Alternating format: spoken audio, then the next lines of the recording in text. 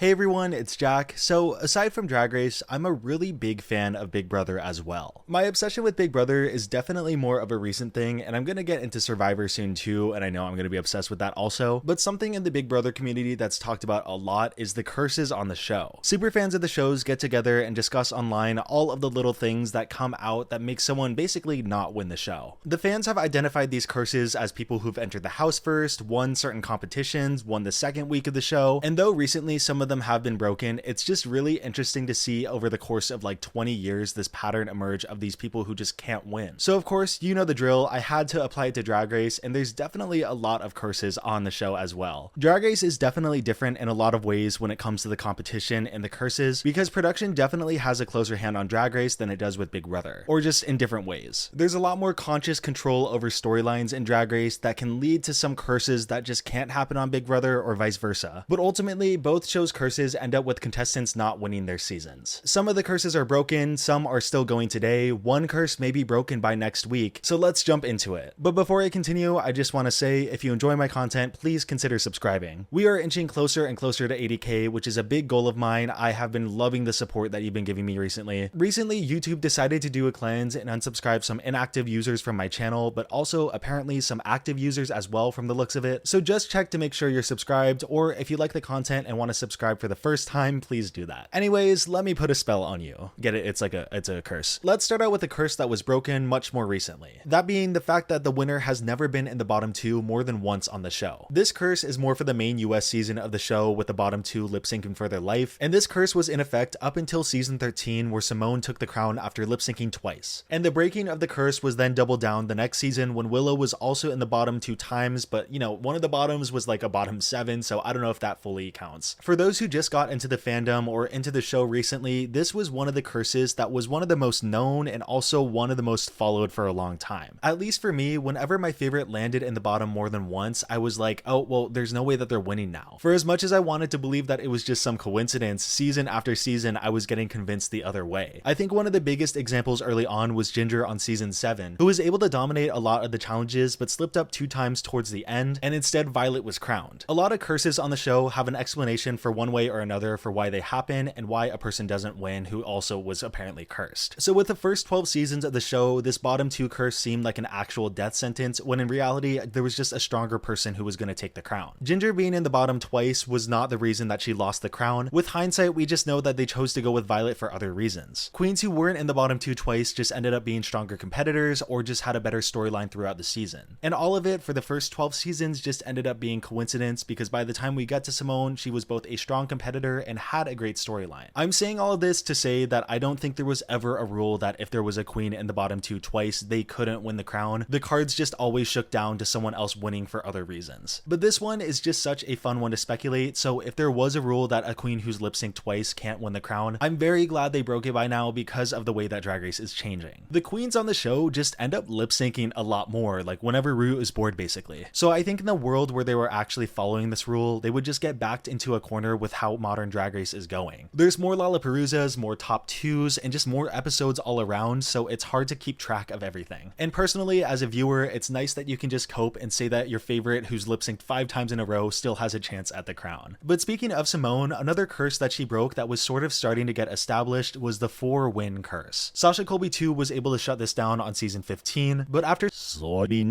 won 4 challenges on season 4, there were multiple queens who won 4 challenges but didn't get the crown. Shea Coulee and Gigi Good are the main examples, but if you want to extend it out a little more, on All Stars there was Benda LaCreme, but that was in between Alaska and Trinity, who both won, and Drag Race UK saw both Bimini and Ella winning 4 but then losing out on the crown. I think Shea and Gigi just stood out the most because on US seasons, seeing 4 challenge wins doesn't happen that often, and with 2 queens losing back to back with 4 wins, it just started to seem like it was becoming a curse. But just like with the bottom 2 curse, they ended up going with another queen for other reasons. Of course, season 9 is a little up in the air because of the lip sync for the crown, but season 12, I think that Jada was just stronger towards the end. I got a full video on that if you want to go watch it. Love Jada, love Gigi. Wins on Drag Race are just another means to take the crown at the end, but it's not the end all be all. As much as it is a competition, it's also just a place to showcase yourself on why you are America's next drag superstar, and there's honestly more ways to do that on the show other than win challenges. Someone like Evie famously only won a single challenge on her season, and it was a shared win, but the entire season was focused on her and her personality, and it just made sense for her to win win at the end. 4 wins is more than enough to justify a queen winning, but if another queen is just ruling the season and it's all you can think about when it comes to the edit, they also got a really good chance too. This next one is kind of a curse, but more so a storyline that I have talked about before, but I want to mention it again. If you win the first challenge on All-Stars, you have a good chance of ending up in the bottom and then kind of fizzling out in the competition afterwards. This didn't happen to Mo, Trinity, or Dela, and kinda not Aja too, but every other top queen in episode 1 ended up either doing really poorly in the competition afterwards or getting eliminated very, very soon after. Roxy and Tatiana ended up in the bottom for Snatch Game on All-Stars 2. Though she was able to come back strong, Mo Hart ended up in the bottom 2 of the girl group challenge. India was bottom 3, Yara was bottom 2, and Kahana was bottom 2, all in episode 2. And this in some ways can totally be a curse, they just end up underperforming. Maybe the challenge that's slated is just not really suited for them, unlucky things like that. But like I said, out of all the curses we're talking about today, this is the one that is the most controlled by the producers. As much as I want to say it's just coincidence or fate that they end up in the bottom 2 right after they won the first challenge, it's just a strategic placement on the producers' part to make sure they get someone out of the competition that they just don't want there. Queens naturally go off of track record, so if you put the queen in the bottom with the only win in the competition next to someone who doesn't have a win obviously, the other queens are going to vote fairly off of track record and they're going to send the queen with no win home. It's always a logical option, and they do get lucky sometimes with the queen rightfully being put in the bottom for just a poor performance, but the one that always sticks out to me specifically is All-Stars 4 with Mo Hart getting put in the bottom because she couldn't take her coat off fast enough. It didn't really make sense. It also just doesn't really create interesting TV because A, the frequency of it, we basically see it every season now, and B, especially after seeing this format for so many seasons, we know what the girls are going to do, and if a queen with a win ends up in the bottom next to a queen with no win, it's pretty obvious who's going to get eliminated, especially really early on. One that I've heard mentioned that's often a judging critique that does also follow the pattern of people not winning is when a judge, usually Michelle, fixates on one characteristic of a queen and wants them to change it up, and then they get eliminated very shortly after. The most recent example would be Marcia with her makeup. The oldest example would be Carmen relying on her body, but I think that one is the most valid. But I think the one that every single person points to is Max on season 7 being told to switch up her hair color and then being eliminated the episode after she does it. Sorry, I just checked it over, not even the episode after. Literally the episode she did it where she changed it to black hair, she was then eliminated. I think certain fixations, like with Carmen's, do make sense because a lot of other people couldn't get away with what Carmen got away with because she was just so gorgeous. And I feel like Marcia's occupies a little bit of a gray area because she could definitely take her makeup further, but it didn't look bad by any means. But I think Max's was definitely the most frustrating because it's a part of her character, and we see other queens wearing wigs all the same color. They just happen to be a color that's a lot more natural than gray. The amount of queens that only wear blonde wigs, only wear brunette because they think it ties the most to their character, they never get red for it, and I don't really think anyone should get red for their aesthetic. And as I'm recording, I'm remembering another infamous example of Dusty Ray on season 10, where they made it such a focal point that she puts dots on her face and then Michelle reads her episode 1 and basically shuts it down before it was even a pattern to begin with. And then Dusty listened for the next couple episodes and then tried it again and was immediately sent home for it. These are 4 examples that ended up bad, but I think in general, listening to the judges and what they want, it's gonna get you further in the competition. These examples just stand out because it's so contradictory to kind of what the normal Drag Race storyline is. I think one that ended up working out really well, even though she didn't end up winning, is Lady Camden on season 14, who in the words of the queens during the roast, didn't have a lip for the first half of the season. She made it all the way to second, but still she didn't win. I think the 4 examples that I mentioned were just so heavy in the edit that it made it seem a lot worse than it actually was. I mean, even some of the winners had critiques on things like their aesthetic and ended up still winning. Your eye makeup.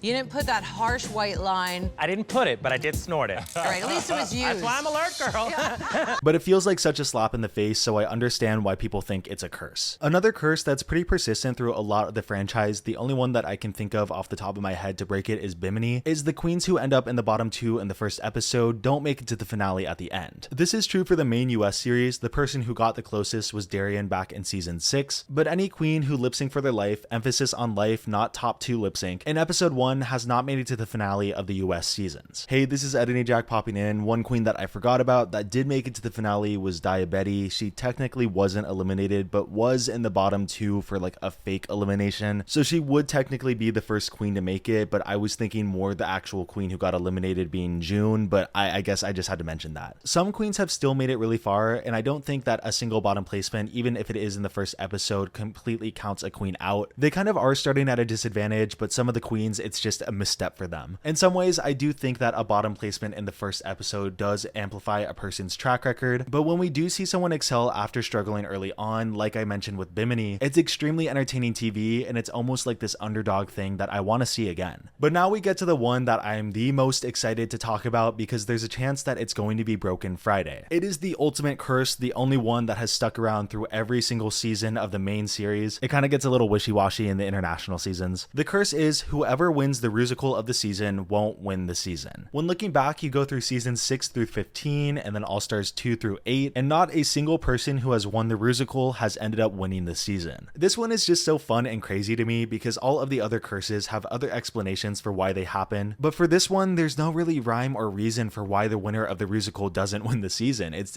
just a coincidence. It's crazy. A coincidence or a curse, I guess. And as of recording this, the All-Stars 8 finale is on Friday, and the top 2 has Candy Muse, who won the Rusical of the season. So there's a chance that she finally breaks this curse, and I would love to see that happen. So on Friday, we'll see if this curse is broken. If it is, that's amazing, but if it continues, we need to make the queens know this. Throw the Rusical challenge, throw all the challenges to make sure that you're not getting cursed. It's the only way to win the competition, right? I think that makes sense, right? Logically. I think that's about it for me. Definitely report back to this video after Friday to see if the curse is broken or not. I just want to quickly mention that I am in support and solidarity with the writers and the actors that are on strike right now. Reality TV is kind of in this gray area right now. It's not really in the scope of what they're striking for. So I still feel comfortable to talk about it, but I still fully support what they're doing, and I really hope that they get better pay. There's a lot of behind the scenes hands on Drag Race that could be affected by the strike, and even the queens themselves definitely can be affected in like a trickle down way. If writers and actors are getting better pay, that can then lead to people who compete in reality shows to get better pay, and I think that's absolutely wonderful. Definitely stay up to date, stay educated. I am trying my best to do so as well, and anyone with money, please pay people what they are worth. Don't try to undercut them. It's a big problem in Hollywood, but it's also a big problem in the drag scene. A lot of queens getting undercut what they're actually worth. So I hope this strike makes big waves in other places as well. Thanks for watching, support everyone. I'll see you soon with another video.